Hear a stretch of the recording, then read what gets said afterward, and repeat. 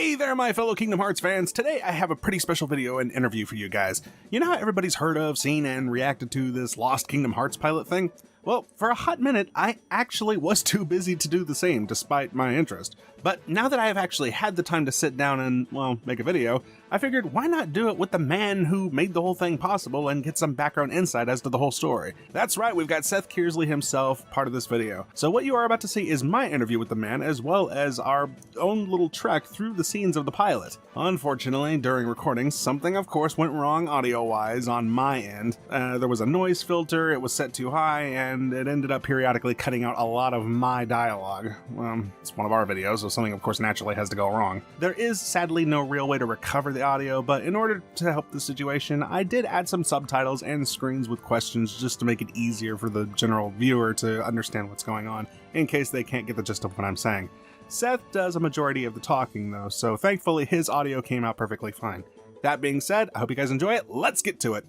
Hey there everybody, welcome back to the Brotherhood of Gaming. It's your man William Morris, your host, and all of the greatness that we like to provide for you here. But today we have something very special, something that we haven't done for quite a while. We have another interview with another great man, the myth, the legend behind some Lost Media. And I gotta tell you guys, it has been a fantastic year for Lost Media. I mean, got the Sailor Moon pilot from Spawn, which we thought we'd never see after years of just seeing those little images in the camera to video footage.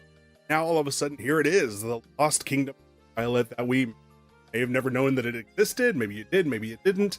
But here's proof. It's real. Not only is it real, but a lot of us own pieces of Kingdom Hearts history now. What better way to experience the Kingdom Hearts pilot for the first time with the man behind it all, Mr. Seth Kearsley!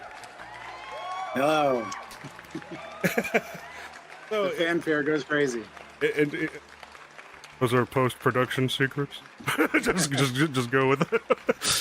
So, how are you doing this morning, kind sir? I'm good. How are you? I am doing fabulous. I am very excited to go over all of this stuff. Like, when it comes to the Kingdom Hearts franchise, it's very near and dear to our hearts, as it is with, well, pun entirely intended. It's right. It's touched the hearts of millions of people, and everybody's really excited to finally get to be able to see the pilot and be able to talk about it. And yeah, man, it really is what a time to be what a time to be a fan. Like, so much great stuff. Thank you. Hopefully, I didn't just blackball myself with Disney. Because they're kind of a big employer. For sure, right? Okay, so let's talk a little bit about you, man. So, what got you into the industry? What are you doing now? And how did it all start? I mean, I always drew growing up,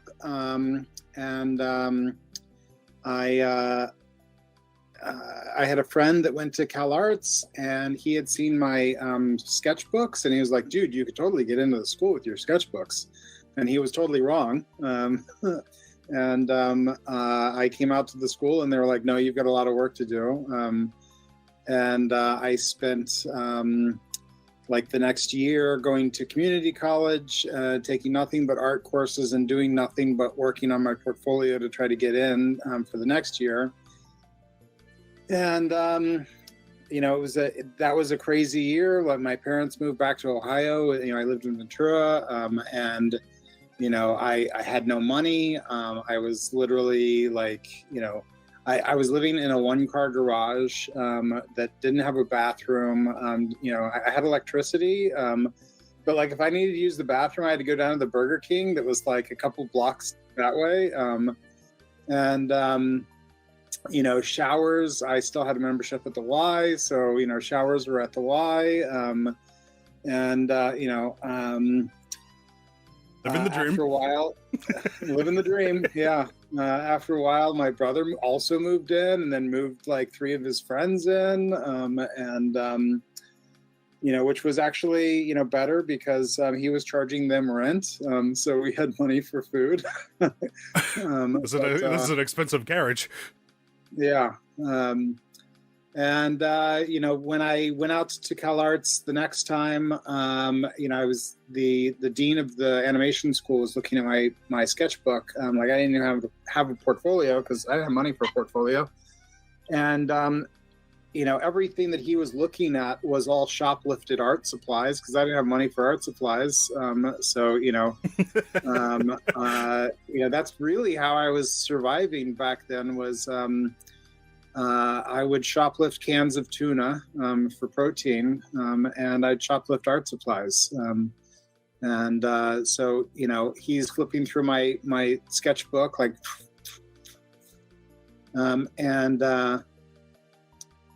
and I just thought, like, I'm totally like, he hates everything. He's going through it so fast. And I was just like rattling off this story of this crazy year that I had trying to get into the school.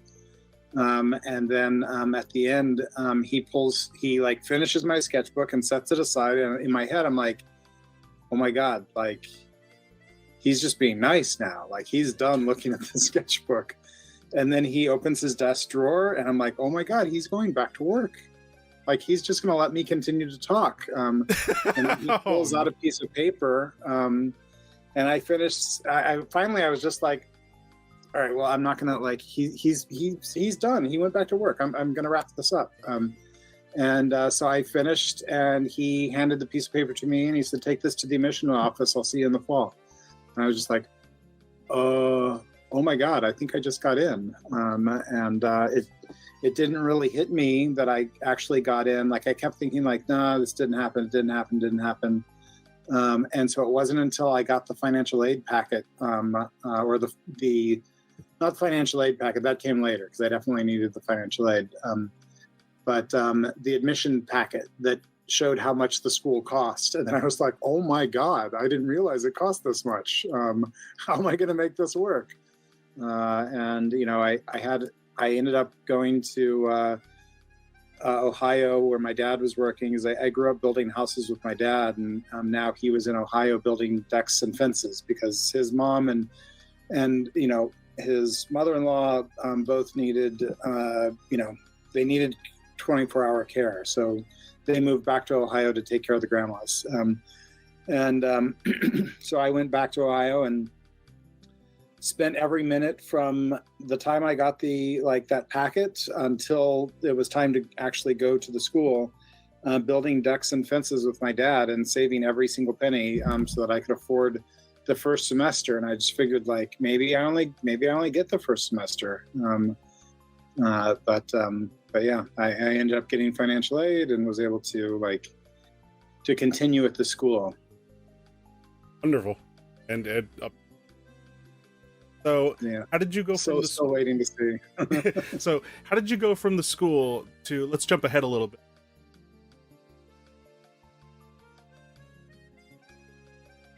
8 Crazy Nights, which I have to admit, never seen it. Well, that's a bad move for the interviewer to not have seen the highlight moment of the, well, for you, the highlight moment is Kingdom Hearts. Quickly going from CalArts to 8 Crazy Nights, it's actually not that far of a journey because I was still pretty young when I did 8 Crazy Nights. I sort of like skipped from studio to studio, I was at Rough Draft Studios doing the Max, and then I went to work on The Simpsons, and then I went to Disney TV Animation, worked on Timon and Pumbaa, and then hold on, I'm sorry, but let's go back. The Simpsons. The Simpsons, yeah, I worked on season 7. Oh, okay. Yeah, so the first episode that I worked on was the Lisa the Vegetarian episode. Right. And I think the first scene that I did is in that episode, there's a scene where they're like, and scientists agree, and it cuts to a scientist that's like, and that's all they have of the scientists. And that was my first scene on The Simpsons. that little tiny blip of the scientist. But then I also did like all the animals in that because like I could draw animals, and I didn't realize that was going to be a rare thing, but apparently people can't draw animals. Was it hard to try to stick to the Simpsons character design? Because I know that yeah, oh my God, yeah, yes. That's why I don't draw The Simpsons now, because like it's so hard to actually draw on model. Actually drawing the characters on model there are so many different rules, and it's like they've got like a book that thick of all of the model sheet guides for how to draw the characters, because they've refined it through the years. And it's not like in the 80s where they could be a little loose with the character design. Yeah. And I don't know if the way they're drawing it now is still the way it was being drawn then. I have to compare like what season 7 looks like to season. So yeah, 30, back then were you guys doing it digitally, or was it still on? No, it was still on paper. Yeah, it was. Not only was it still on paper, but the animatics were also still shot on paper, like under a camera. But it was a digital camera. It wasn't that far back. But back then, it was all still on cells, and all still shot on film. So, all right. Which I imagine now they can't still be doing cells. I don't think so, because I'm catching up on The Simpsons, because I didn't necessarily grow up with The Simpsons. I saw it. It was just one of those shows that was on. But now I've got somebody that is pretty much trying to hammer it in me. It's like, you're going to go through season 1. And I mean, The Simpsons for me, like, I think I was in like junior high when the Tracy Ullman show was on, and I thought that was funny. And then they had this like crazy, like cartoon on the show, and then when Fox turned it into a series, like it was like hitting the sweet spot for me, because I was like, junior high going into high school, somewhere around there. And also I was at an age where like it wasn't cool to be watching cartoons anymore, but I was still watching cartoons. And then The Simpsons made it cool to watch cartoons again. So getting to work on The Simpsons on my second job out of school was kind of like, oh my God, I'm working on The Simpsons. And all my family and friends were like, oh, you made it, you're working on The Simpsons. And I still have my crew jacket that has like all these patches from all of the seasons on it, even though I didn't work on all those seasons. Like the year that I came in, they decided to like, instead of just giving you the patch for that season, they gave you a jacket that had all of the previous seasons. So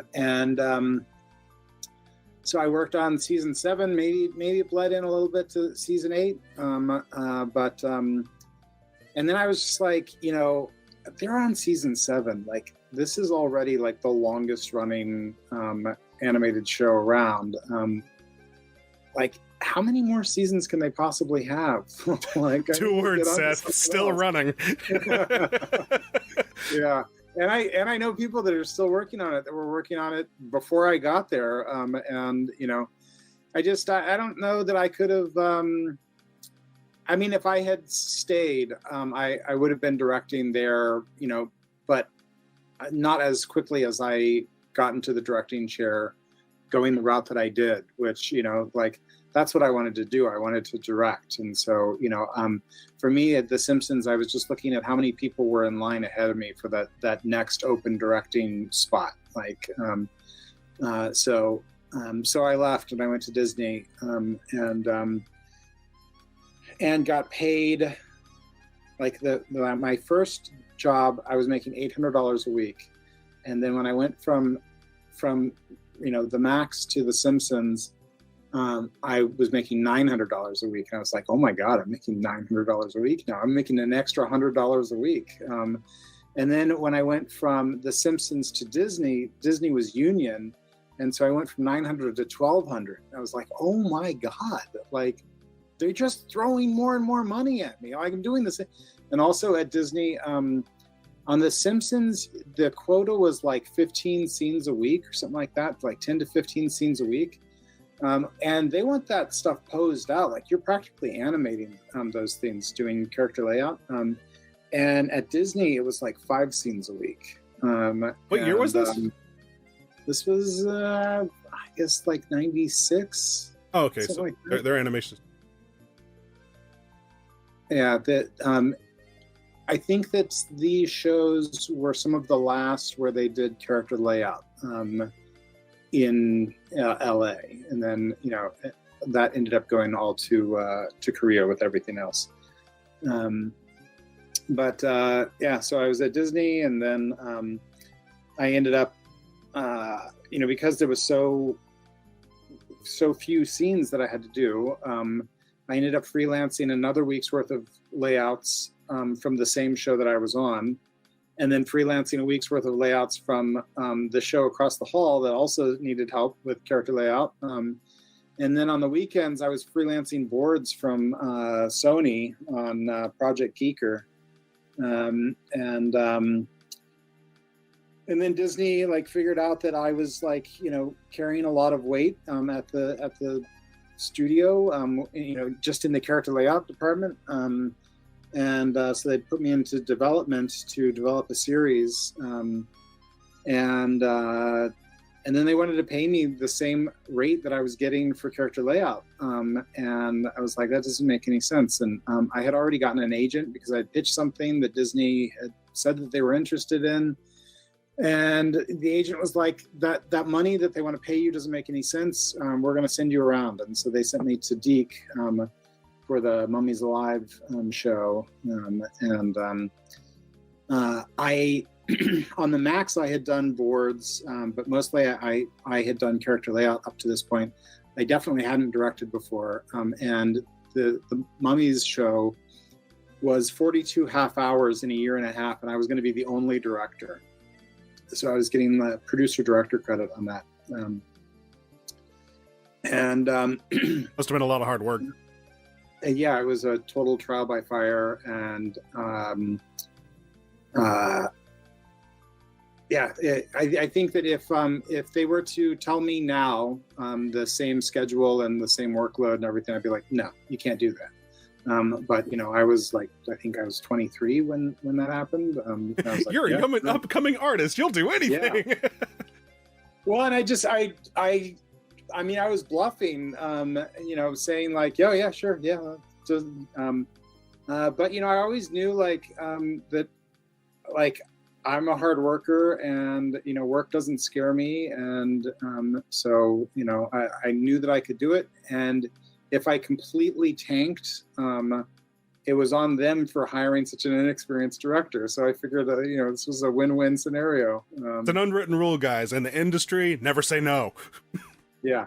Never say you can't do anything. You never know what opportunity comes from that. So from Mummies, then I went to Sony for Dilbert, and we did 2 seasons of Dilbert. And so that was me going from being the director for 42 half hours to being the supervising director of a primetime show. And we ended up doing 2 seasons, but the second season was kind of cut short.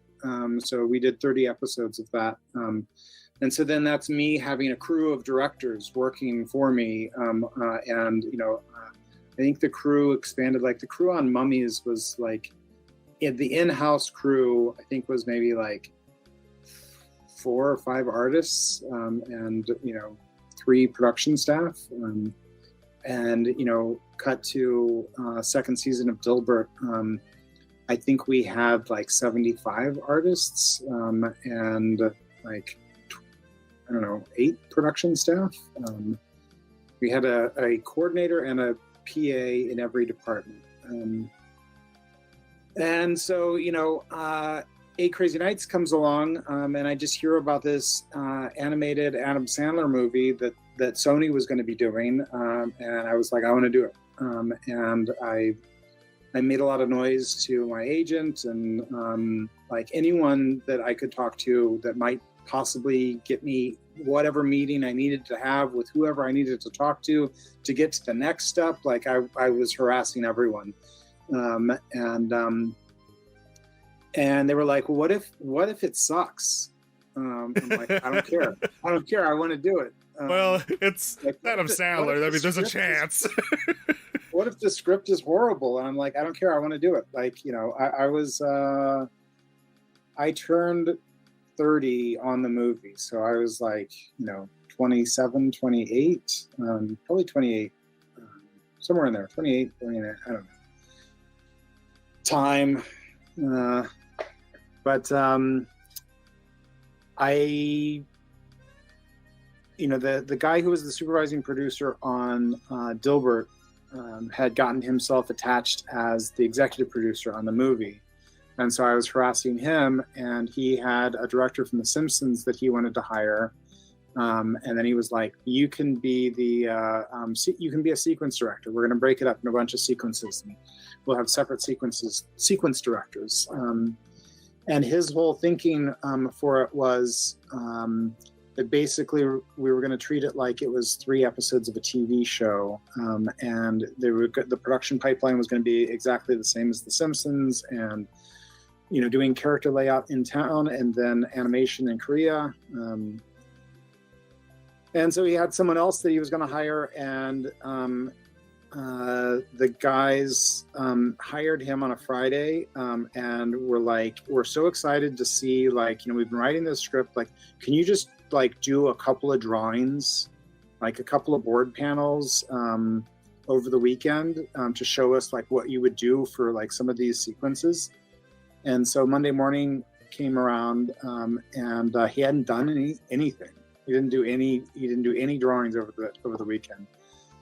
And he's like, "Yeah, guys, I'm getting married, and so the weekend is full of wedding stuff, and excuses." Yeah. And he's like, "And by the way," sorry, I gotta take a drink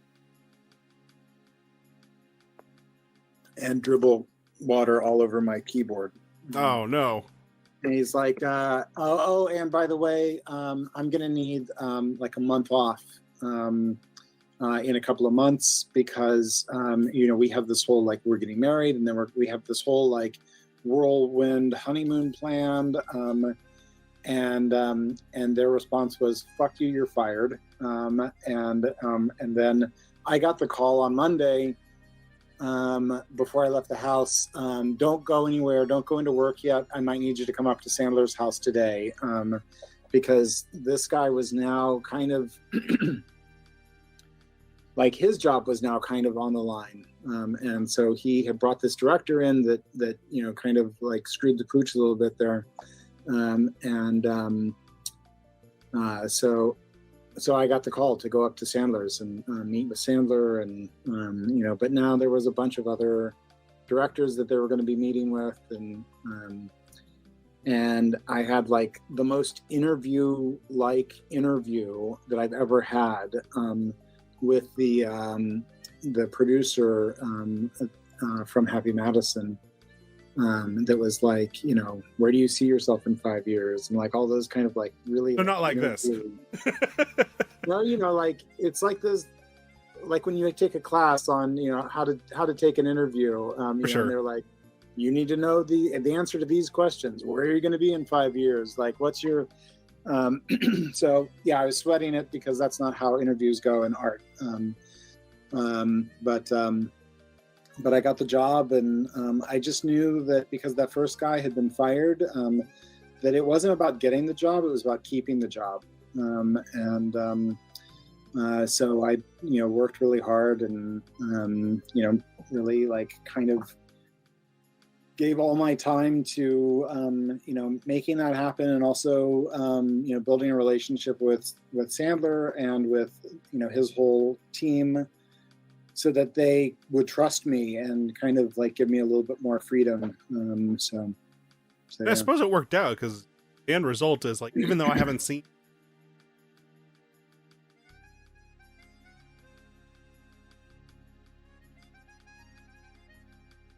Yeah. So when it came to the writing, how much of that were you involved in? Was it all written before you got there, and you just they had a first draft? They had a first draft before I started, and then I wasn't in on every single writing session, but I was in on most of them. So there are some jokes in there that I'm oh, that's my joke. Yeah, I mean, I was in the writing sessions more to kind of guide the guys on okay, let's go in this direction. Let's veer away from this kind of scene that has this whole huge cast of characters, and let's do more of this kind of scene that has just kind of the main characters. It's good for story wise. You focus on your main characters, but it's also good for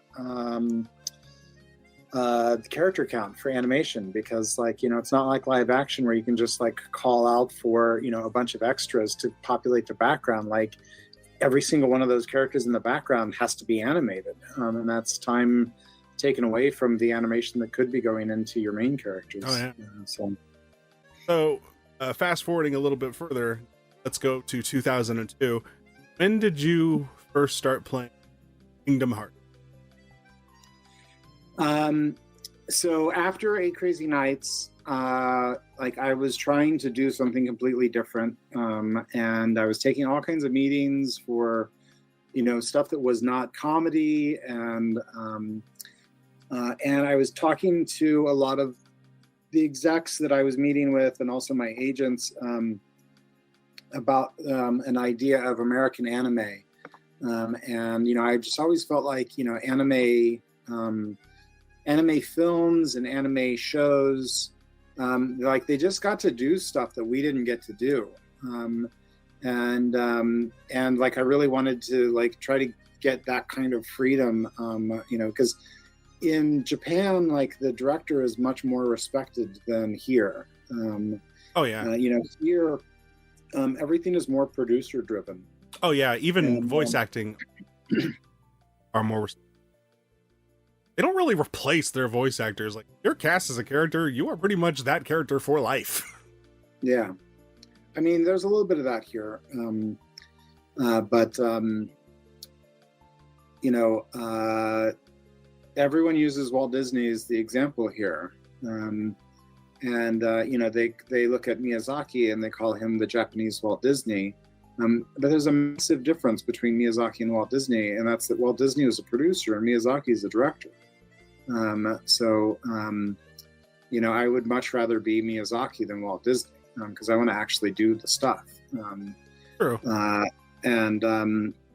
But that's how everything is built here. It's all producer driven. The producer, there's 2 directors on a film, not really because like the workload is so intense, but because the producer has a spare. In case like you need to cut one loose, you've already got another director.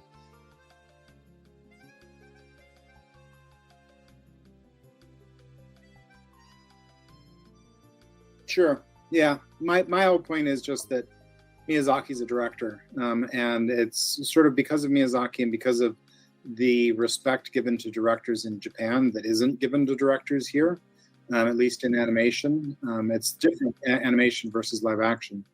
So I was talking about, endlessly about American anime, and then my agent was like, hey, there's this project at Disney called Kingdom Hearts that's based on this video game, and I hadn't heard about either because I was doing nothing but playing Grand Theft Auto 3. This was right after 8 Crazy Nights, and my full-time job was just taking meetings all over town. Until the movie came out, like I was meeting. So I went to Disney and I met with them about Kingdom Hearts, and they showed me the art of book, and I was like, wow, this is really cool. They gave me the script and they gave me the game. And so I went home with the game and popped it in. And I gotta ask, what was your initial reaction? Like, so many people thought it was like a joke of like, wait, serious? Final Fantasy and Disney? Yeah. Well, and no, like... but it was exactly what I was looking for, though. Like, it totally perfectly fit. Like, this could be the thing that, like, because it's got anime characters and it's got Disney characters. So like, to show like the anime characters as the anime characters and the Disney characters as the Disney characters, like this could be it, the American anime that like bridges the gap between American storytelling and Japanese storytelling. Like this could have been the one, and that's why I was so excited about it. I wasn't excited about it like straight off the gate. Like I've always been into anime, and I've always felt like that the designs of the characters in anime is always more interesting. But like I also feel like that anime has like some major limitations to it. Like there's some stuff about anime that like always has always bothered me and still bothers me, which is basically like they save all of the animation for like the action scenes, and then the acting scenes are like one pose with the mouth that's just like Yeah, that, exactly. a whole scene, like there's going to be like 3 minutes of talking, and they're not going to express any emotion on their face. It's just going to be like I think even Miyazaki expressed his disdain. Yeah, I mean, it got the job done, but most of us saw it. But you're not servicing your story when you're not acting those moments out. Like, you can't really really engage with the characters.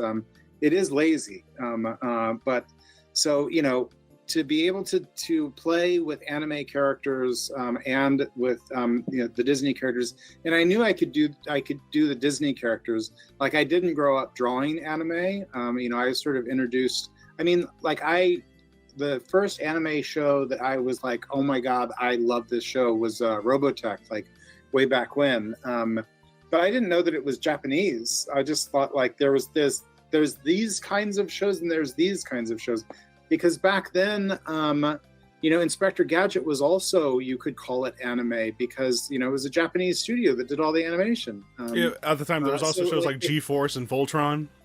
Right. Yeah. Like Japan was doing all of the animation for a while, so everything looked like anime.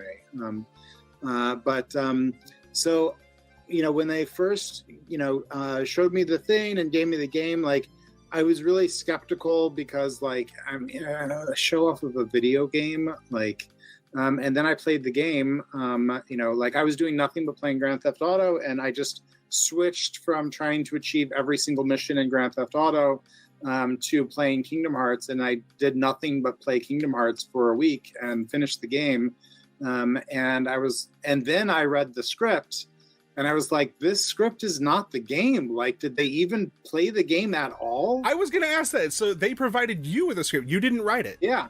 No, they gave me a script, and I played the game, and then I read the script, because I was like, I want to, like, for myself, I want to see what is the big deal about this game that we're even talking about making a show out of it. So I played the game, and then I read the script, and the script read like an episode of Aladdin, starring the Kingdom Hearts characters. And I was like, this is not the show. Like, you can't have the show be like this, because this show's going to go to Aladdin and Hercules and Little Mermaid and Winnie the Pooh. Like, you've done a whole series in every single one of those worlds. So, like, it can't be when they're in Aladdin's world that, like, Aladdin's the star, and then there's also these other characters. I told them that I wanted to rewrite the script, and they fired me. Oh. End of story. So, unlike Kevin Smith's story, when he told them their script for Superman sucked, and they said, "What would you do different? We're going to give you a shot at it." They were just like, "You're out." No, they were like, he doesn't like the script, so he's out. So I got that word from my agent, and then I said back, I'm like, can I at least talk to the guy that was whose decision it was to cut me loose? And like, can I at least talk to him about why? So I got that call, and he starts the call off with, "So I hear you hate the script."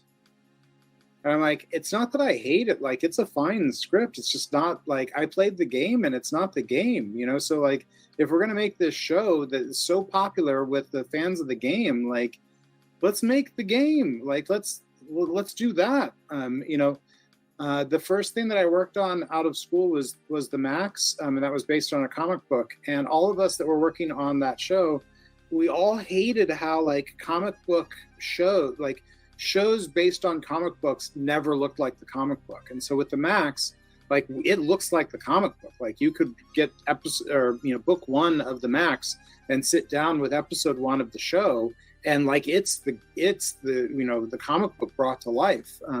So with Kingdom Hearts, I just wanted to do like do service to the game, because I thought you it was wanted really to be cool. very respectful to the source material and Yeah. proper adaptation. That's Don't piss off the hardcore fans by doing some like, you know, some crap job that like, you know, well, yeah, we did, I don't know, it's got the Disney characters in it, so like, yeah, we'll just do, I've done Aladdin, we'll do more Aladdin, we'll just throw these guys in the background. it does kind of make me wonder, because I was going to ask you if Yuya Nomura had any involvement. Sounds like he didn't, or So, is more or less his yeah, baby. I know it's his baby, yeah. Before I came onto it, I think that they had shown him like some development stuff that they had done, which was really just taking stuff out of the art of book and like, you know, putting it on a board. And then they did this script. And he was like, no. And so then I came onto it, and I was also like, yeah, this isn't the game. So I got to rewrite the script. And then it was like in this like weird time for them for their development schedule, because they had to have it like done pretty quickly in order to like fit it into the next round of testing that they were doing. So that was kind of like question one, like, can you get this done by this date so that we can have it for testing? And, you know, like, sure, you know, you just say yes. So, yeah, sure, I totally can. But the only way I can do that is to not have like endless notes. So like, I need to be able to like just kind of run with it and do the thing. And, you know, I did have notes, and some of the notes really helped. And some of the notes, like, you know, people watching are like, how come he's got the Keyblade on his back? The Keyblade materializes when he needs it. I'm like, yeah, I know that. But that was a note. Like, you know, they're like, well, how come he doesn't have his sword on him? Like, let's put his sword on him. Yeah, like, and interestingly, that's not how it works. That's kind of strange too, because in the manga, they have that thing too, where Sora wears the Keyblade on his back, and even I think that's weird. Yeah, I guess, you know, it's also weird that it just materializes when he needs it. But, you know, I guess that's more. It's magic. It makes sense. Yeah, it's magic. It makes sense. We don't have to explain anything. So I did it at home, you know, outside of Disney, I had my assistant from Eight Crazy Nights was still working for me, because this was like, you know, very soon after Eight Crazy Nights. I had some of the background artists from Eight Crazy Nights that were doing backgrounds that weren't the ones that I pulled from the archive. My sister was helping with you know, doing the digital color of the boards. My brother-in-law was supposed to be helping with compositing and editing, and he was like, yeah, I could totally do that stuff. But he was doing to me what I had been doing, which was, you know, bluffing. And in the end, it turned out that he didn't know how to composite. He didn't know how to edit. You know, he had told me that I totally work in Premiere all the time. And no, he doesn't. Again, don't say no. Yeah. Well, say no when you're family, and I'm trying to help you out by throwing some work your way. Like, maybe be like, I mean, dude, I don't really know how to do this. But like, if you show me, like, then I could do it. Because then I would have shown him like early on. So, you know, I ended up having to, like, people make a lot of comments about the drawings. And like, yeah, I would have gone back in and like fixed a lot of those drawings that, like, I know they look wonky. They were never meant to go in, but I also had to step into the editor's chair and also had to step into the compositor's chair, because this guy, who's no longer a brother-in-law, is, you know, completely like messed me over. You're just gonna hit play now and we'll just talk over it. Yeah. Why not? Because like, we're getting into like the artistry and stuff, and so it's like, yeah. it will probably come upon. So this whole part was added from an executive note. Like, they wanted to have Jiminy Cricket to sort of explain the whole thing and explain like what do you mean worlds? And so they wanted to like show the worlds and sort of establish, you know, the Heartless like right from the start. And so, you know, that's also why a lot of this like doesn't have a lot of movement in it, and you know, it's reusing art from the book to sort of start the whole thing off. So where's this art? This art piece, with the characters, or with Goofy, the Goofy and the background and the color, like, is all of that separated on different layers and somewhere, or is that all on cards? No, I mean, Donald and Goofy and the Thane were drawn and then digitally colored, so it's sort of like ink marker, drawings. And then the background was, from the was a background of Disney's castle or of Mickey's castle from the art of book.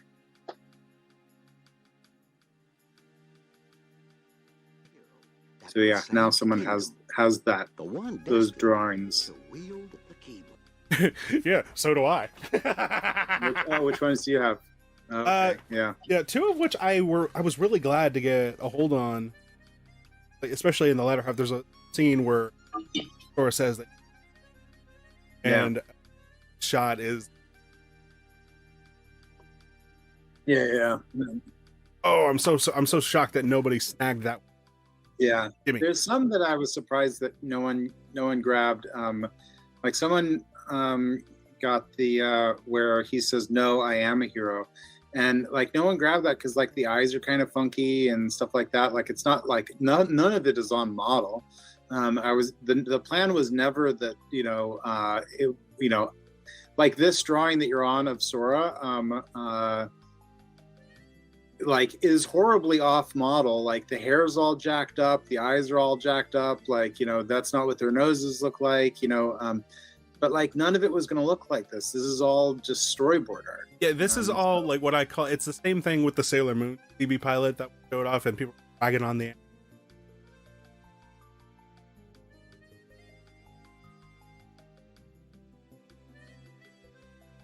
it's like when they put together like a new toy. Like the toy is made out of like a bunch of scrap pieces of other toys, and that's it's going to be something like this kind of a thing. It's when it's actually greenlit and it's funding behind it usually, and it's going to look far more faithful. The lines far more clean. In fact, what you might be seeing in this pilot, none of it might actually be in the actual thing. It's all going to be. None of it would. Absolutely none of it. Nothing that is here would ever make it to screen.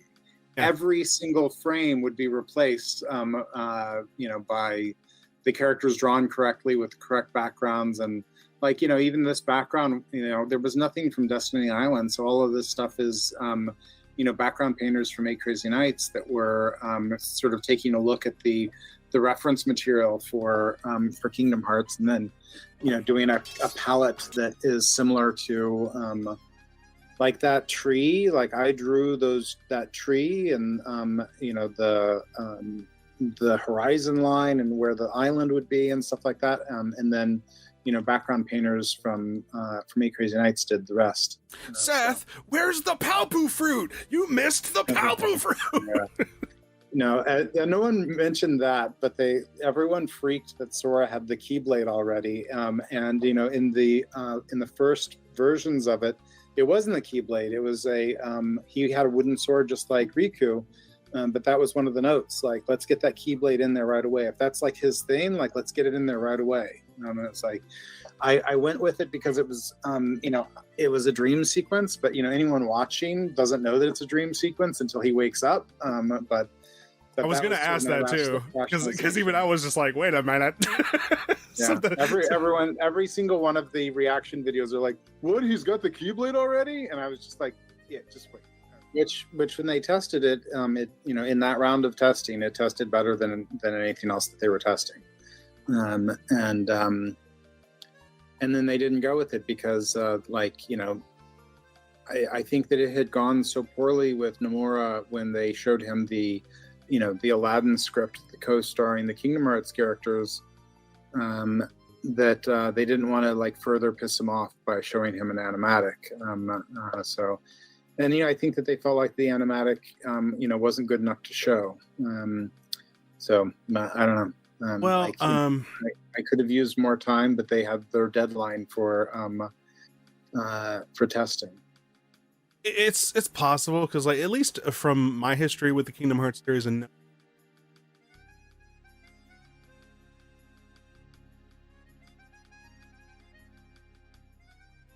Yeah. It's um, just that at the time, this was different for games. Like that didn't exist really. I mean, maybe in Final Fantasy, but like Disney hadn't done that. Um,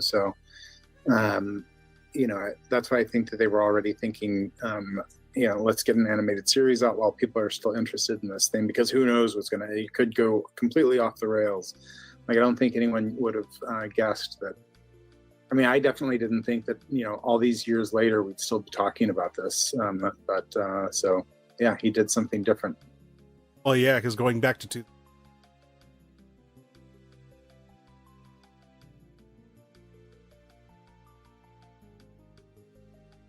because again, at the time, everybody thought this was an absolute joke. Like, are you kidding me? Turns out, hey, with good writing, you can pretty much make anything. Yeah. So everyone freaks out about this moment too. That like, oh, they're getting into it right away, and then, the noises that the characters make, they don't make those noises, and I'm like, yeah, I know they don't make those noises, but things just appearing and not making sound isn't scary. So we got to have some kind of something. But yeah, okay, so here it's revealed to be the dream sequence. Yeah. So it's like, okay, so now it all makes sense. Now people can stop bitching. Did anybody say anything about the gummy ship?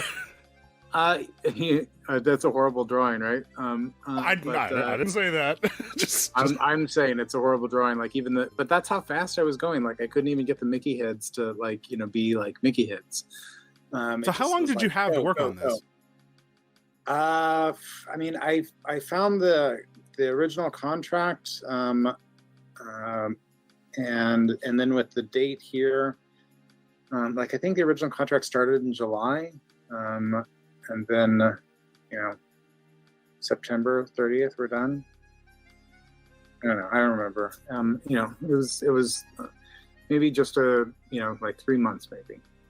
So now here we come to probably the iconic shot of pilot.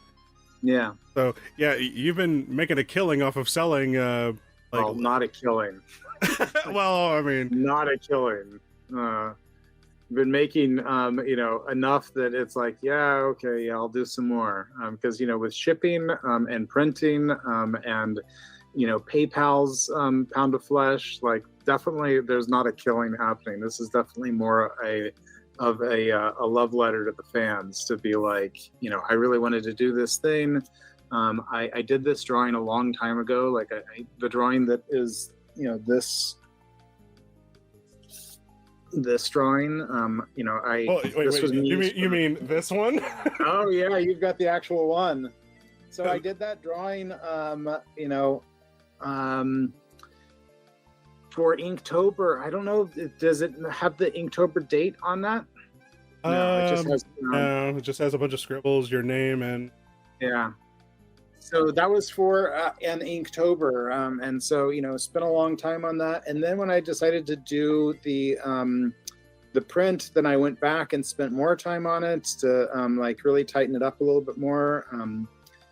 So is this from all those years ago? It's not from when I did the pilot, but it's from I don't know. Like I'd have to find that sketchbook and see when I cut that out. I mean, I just cut it out just before selling it. But yeah, when we get to the gummy ship, I was always like, playing the game. I'm like, man, there's all this stuff like that could be happening on the ship that's not happening. Like we don't see any of that. Cowboy Bebop had like just come on to like the midnight show on Adult Swim, and so I was watching a lot of Cowboy Bebop, and I was like, we should totally have that kind of vibe, where like there's time between like all the action where they're just on a ship. So and then I know that Riku, like we don't see Riku this way, and everyone freaks out that we see Riku, and everyone freaks out that Jafar says my queen and that Riku says my queen. It does kind of make you wonder what direction Disney was going with, taking the story that wasn't even originally written by them and adapting it. Yeah, well, I mean, that's me adapting it how I wanted. Trying to establish Maleficent as like a, of the Disney villains being the more powerful one, and then also to show, like Riku's side of the story, because that was also completely missing from the game. Like, you spend all this time with Sora, you never see Riku except for a couple of times, so Now, there's a whole other story there. of course, the bigger problem here is like, Seth, why is Haley Joel Osment not Sora? So that was just schedule. We needed to record when we needed to record, and he was off doing something else. But he would have been Sora if the show went. So instead, the guy who did Sora had done some sound-alike stuff for Haley on like the Jungle Book, I think. And so he could really do Haley's voice. But in terms of casting, like, it's not like I even really had a say. It was like, all right, there's this character and this character and this character. And so they already just reached out to all of those actors that play those characters. And Bill Farmer actually did a voice in 8 Crazy Nights, and it was like a really awkward record, because it's when you watch it later tonight, you'll see there's a scene where it's the end of the local news, and they're like, TV 53 would like to wish all of its Jewish viewers the very happiest of Hanukkahs. And it was supposed to be just like a throwaway thing. And he milked that line and was like, TV 53 would like to wish all of its Jewish viewers. It was an awkward session. So when he came in to record Goofy, I was like, don't remember me, don't remember me, don't remember me. And then as Goofy, nails everything. And like, we just wanted to be like, you've got like 2 seconds to say this. It's the end of like the whole point is how like minuscule the Jewish viewing audience is of this channel. So this was actually a funny thing to me, like seeing other characters. I'm like, oh my god, NPCs. Yeah. That's something Kingdom Hearts wouldn't really get until 3. Yeah. If this were to go, like, I always imagined that, because everyone's like, where was Aladdin? Where's Aladdin? And I thought like, because he's not in the game, right? Like, you're not playing along with Aladdin, or are you? You are. Yeah, all of the major characters are there. Oh, okay. Well, anyway, I just thought like it'd be fun to have like that he's doing the Street Rat song on like the next street over while this is happening. And just wanted to have it be just the Kingdom Hearts characters, because if Aladdin's there, it's suddenly Aladdin's show. Well, especially for the pilot. Well, yeah, I mean, as far as proof of concept, I imagine you want.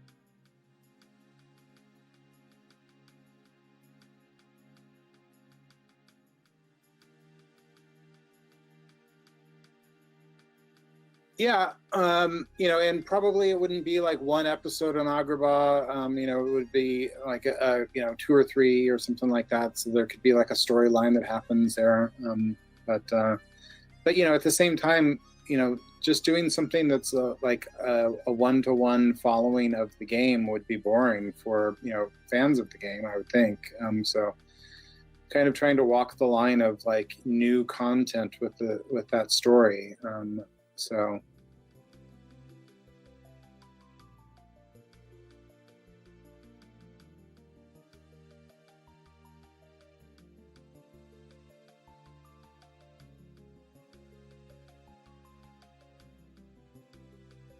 and Riku being here was a bit of a twist, but yeah, everyone had an issue with Riku being there. And so here's also the thing is that this pilot, like everyone, you say pilot, and then everyone thinks like, well, this is the first episode, but this was more of a proof of concept kind of a thing, and so a lot of these moments wouldn't have even happened in the same episode.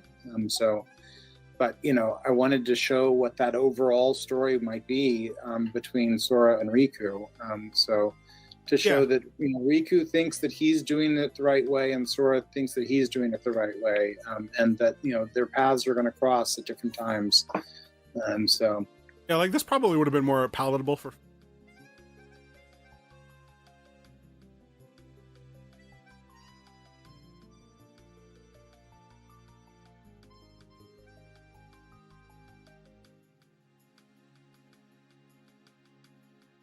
I mean, it's not every project is like this, but definitely for this one, I had such high hopes for it, and just thought like this would crush, and and so then when it didn't go, and for like lame reasons, like they're just like, yeah, we're just like it didn't even get a chance. And only like a handful of people ever got to see it, and so like yeah, it was really kind of a little bit crushing, and so yeah, I wasn't interested in playing other games or anything like that. Like I described it before as being kind of like that that girl that you fall in love with at summer camp, that you're just like, oh, this is gonna be great, and then it just kind of falls apart when you're not at camp anymore, and like I don't want to keep like hearing about what she's up to, like it hurts too much. So yeah, it was the same with this. Like like this would have been so huge, and I felt like that it was short-sighted by everyone, that it wasn't moving forward, and it was short-sighted that have me sit with Nomura. Like I'm not trying to like run in a different direction than what he was doing with the game. I was trying to like do something that was could be parallel, and hits all the same beats, and has some different moments, but it's all going in the same story.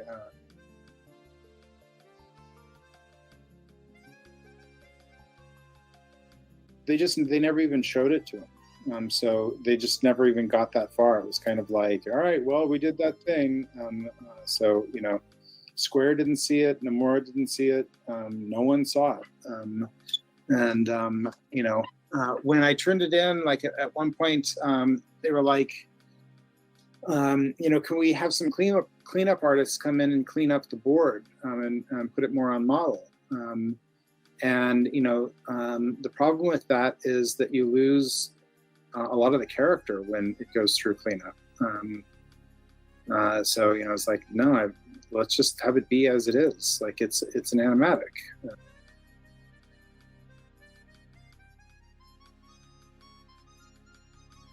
Like, do you remember what was the idea? There was a version that this was a note that this part was cut because it was deemed too dark. But when Riku picked up the lamp, it's like he fell under Heartless control, and so he was suddenly under Maleficent's control. And there was a scene that. Where you could see that Maleficent was now talking through him. So when he says, "You're not a hero, you're just a kid,"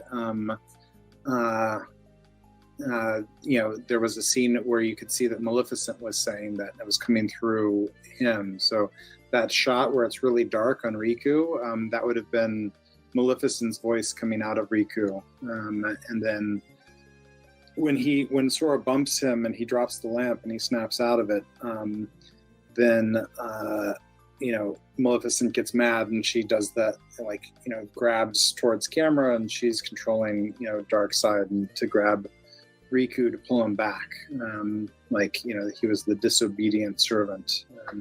And guys, so really, which I know is really love that shot. And all of that stuff I know like veers away from the story, but I was just trying to up stakes. So I'm trying to like add something to the story, and really wanted to have more of the Riku story in there. And I know like that there's like a whole thing with Riku after this game, which I don't know, but I know that there is, because I've heard it from the fans now. But oh yeah.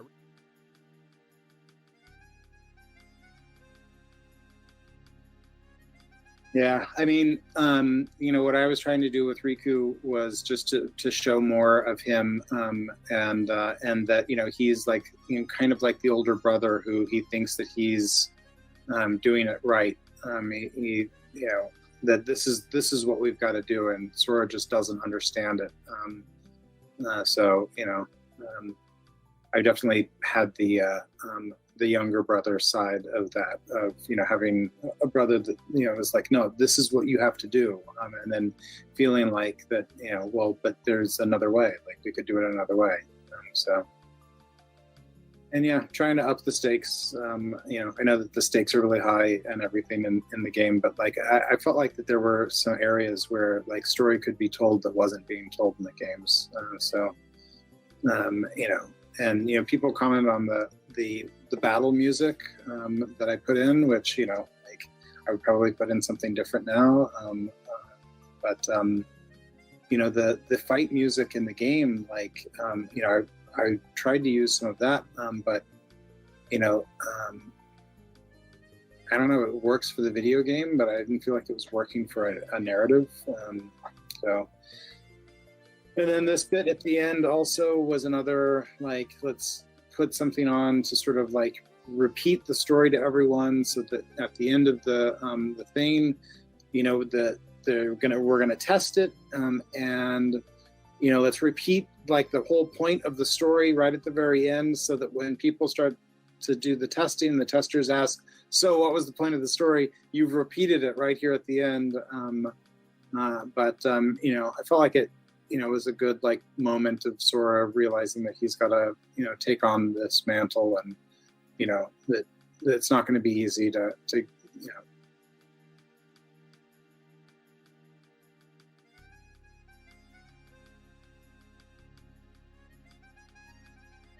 No, they definitely weren't, and that was going to be something that would have been different with Kingdom Hearts. You know, Gargoyles killed story arcs for series at Disney for a long time, because Gargoyles had an overarching story. And they had a handful of them. Huh? Gargoyles had a handful of arcing stories.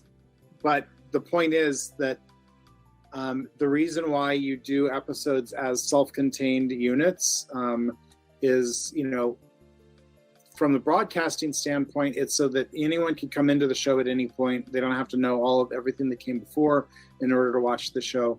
But also from a production standpoint, you know, you might have like episode 1, episode 2, everything's going great. Episode 3, you get to that C team, it's a little bit messed up, it's kind of a little janky. But episode 4 and 5, they're doing a little bit better. Episode 3 could use some more time. So let's ship 4 and 5 first to give us some more time on 3. And then you change the air order on the back end just to like whatever the best air order, whatever the best episodes are, you're putting them up front. And so what happened with Gargoyles is they couldn't do that. And it caused a huge train wreck in the production pipeline because of all the notes and everything. And so it was after Gargoyles, they were like, no more. We're not doing this anymore. Every episode has to stand on its own. We're not going down this road again. So with Kingdom Hearts, it was me going like, okay, come on, guys, we can do this. We can have like anime gets to do this. They do it. Like, we've got to do this. You know, Gargoyles killed Kingdom Hearts. No, there's not even a hesitation now. Of course, you're going to have an overarching storyline. You know, but now everything drops all at once, or, you know, or it's all there for you to consume all at once. And, you know, in 2003 still, like, you know, maybe you had a DVR and you could like save some episodes, but like otherwise you're still like, that was for rich folks. Yeah. So, you know, you're still like, you know, trying to make it so that anyone can come into any episode at any time. So that's why this was like, you know, they were like, you can't do an origin story. It has to be like an episode 7 because, you know, it has to be just any episode that we'd find at any point in the show. Like, but I couldn't really do that with this because there's such a big overarching story. Like, so, you know, how do you service like this massive overarching story in what is 11 minutes? So, yeah.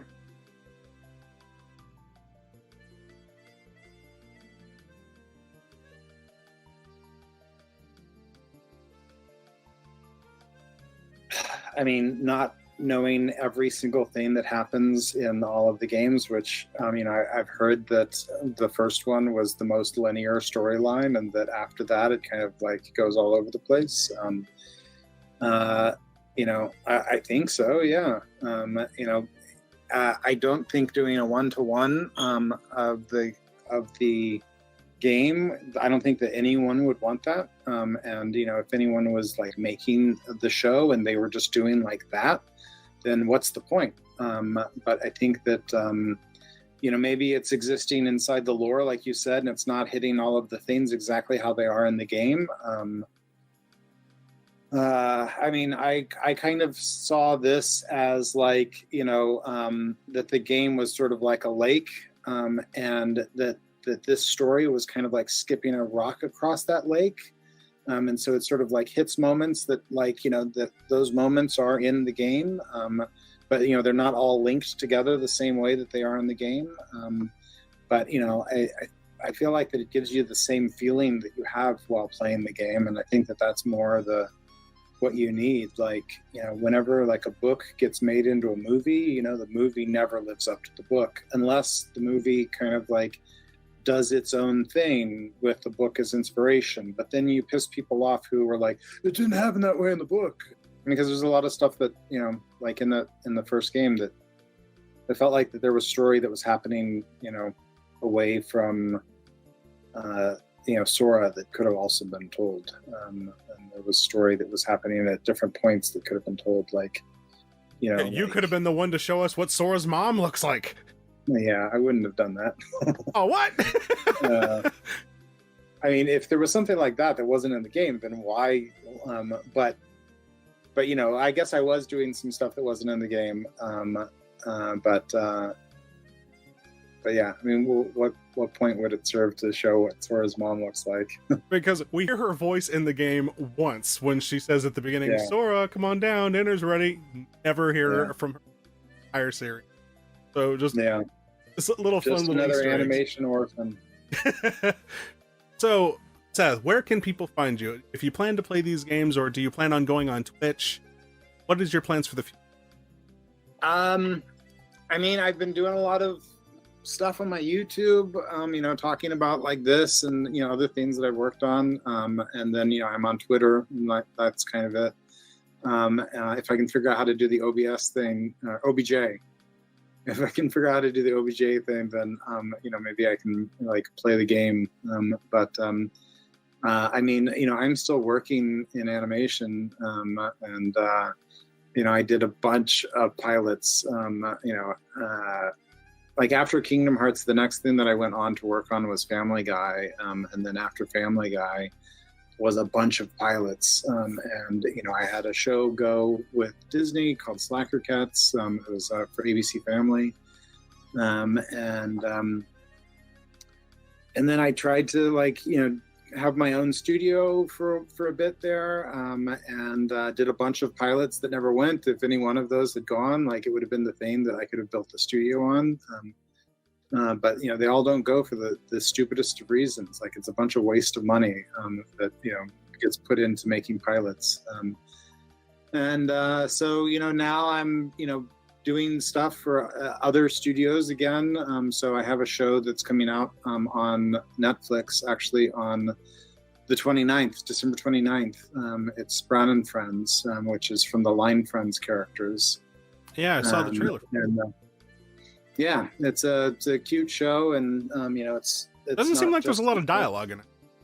There is no dialogue in it. They speak a non-dialogue language.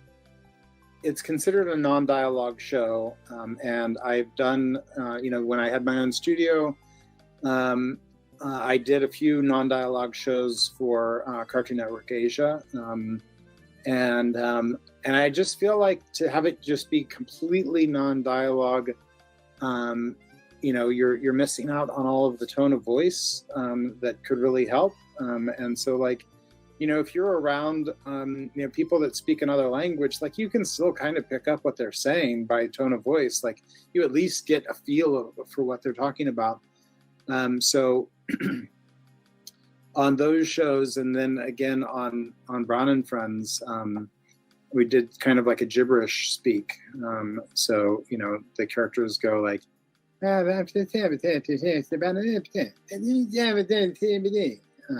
like something like that. So there's not a lot of that, but that's how we sort of get tone of voice. And then you can still have the characters going like, so, yeah.